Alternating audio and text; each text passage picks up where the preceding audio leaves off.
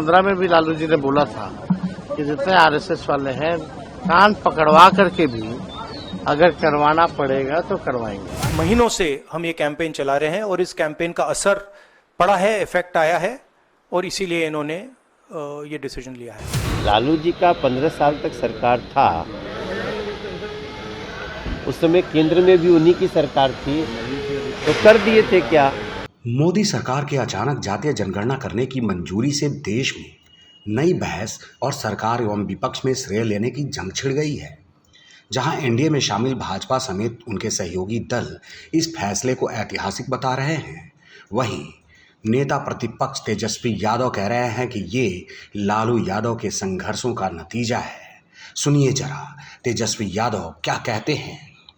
लालू जी की सोच थी कि भाई 30 साल पहले जो लड़ाई लड़ी और उन्होंने जो है जब हमारी महागठबंधन की सरकार बनी तो यहाँ जाति आधारित गणना कराया और उस समय भी 15 में भी लालू जी ने बोला था कि जितने आरएसएस वाले हैं कान पकड़वा करके भी अगर करवाना पड़ेगा तो करवाएंगे। आज इतनी मजबूरी है, मजबूरी है, इन लोगों ने किया है, लेकिन विरोध इतने दिनों तक कौन कर रहा था। जो हमारा जाति आधारित गणना का रिपोर्ट आया, खाली रिपोर्ट आ जाने से नहीं ना होगा, उस पर तो अमल करना पड़ेगा, उसके हिसाब से हमको काम भी करना पड़ेगा। तो जिस प्रकार से हम लोगों ने 65% आरक्षण बढ़ाया तो आपने शेड्यूल 9 में क्यों नहीं डाला, ये भी देखने की बात है। अब सेंसस होगा कब होगा, ऐसे ही अभी 4 साल डिले चल रहा है। सेंसस 21 में होना था, हो गया 25। अब परिसीमन से पहले होना चाहिए, अब देखते कब होता है, पहले ये हो तो। और तेजस्वी यादव का ये बयान अब तो सियासी भूचाल ही ला दिया है। अब वार पलटवार का दौर शुरू हो गया है। भाजपा सांसद मनोज तिवारी उनको आड़े हाथों ले रहे हैं, जरा सुनिए। देखिए, प्रधानमंत्री जी करवा रहे हैं, अगली जनगणना के साथ ही जातीय जनगणना भी होगी। अब अगर इसमें क्रेडिट लेने की बात उनको करनी चाहिए जो अपने शासन में रहते हुए इसको करने की कोशिश किए हों या किए हों। लालू जी का 15 साल तक सरकार था, उस समय केंद्र में भी उन्हीं की सरकार थी, तो कर दिए थे क्या? देखिए, मोदी जी जन भावना को समझते हैं और जन भावना को समझ के ही वो निर्णय लेते हैं। आज जातीय जनगणना की बात उन्होंने स्वीकार किया है। इस देश में बहुत राजनीति हुई इस लाइन पे, लेकिन नरेंद्र मोदी जी सिर्फ मुद्दों पर राजनीति नहीं करते हैं, बल्कि लोगों की भावना होती है तो उसको मान लेते हैं। आज मान लिया है और बिहार का बच्चा बच्चा आज नरेंद्र मोदी जी और एनडीए के साथ। अब चलते हैं कांग्रेस की बात सुनने। राहुल गांधी का क्या कहना है, ये भी जरा सुनिए। ये हमने ऑर्गेनाइज तरीके से बहुत गहराई से कैंपेन चलाया है, ग्रासरूट लेवल पे कैंपेन चलाया है और महीनों से हम ये कैंपेन चला रहे हैं और इस कैंपेन का असर पड़ा है, इफेक्ट आया है और इसीलिए इन्होंने ये डिसीजन लिया है।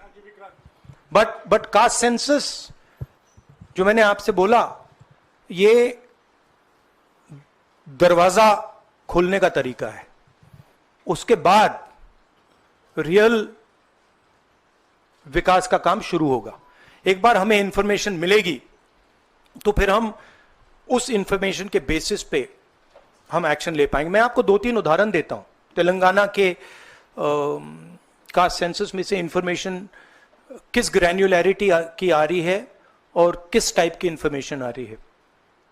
तेलंगाना में जो कॉर्पोरेट स्ट्रक्चर है,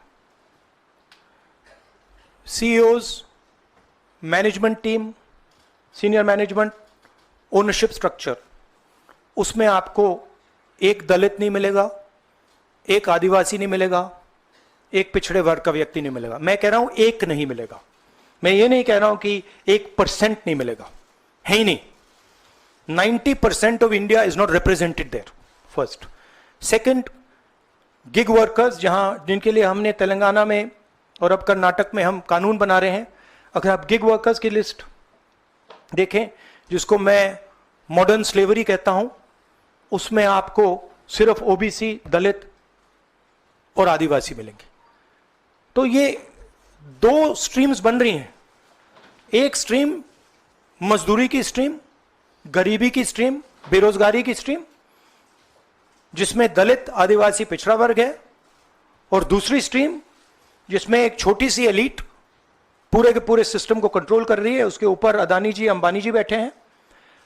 तो ये कास्ट सेंसस इस चीज को बदलने का फाउंडेशन है, पहला कदम है।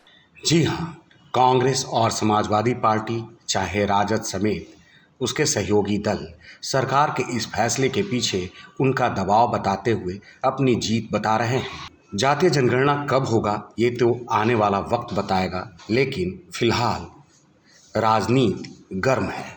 देश और दुनिया की तमाम बड़ी खबरों के लिए देखते रहिए हैट्स अप न्यूज़।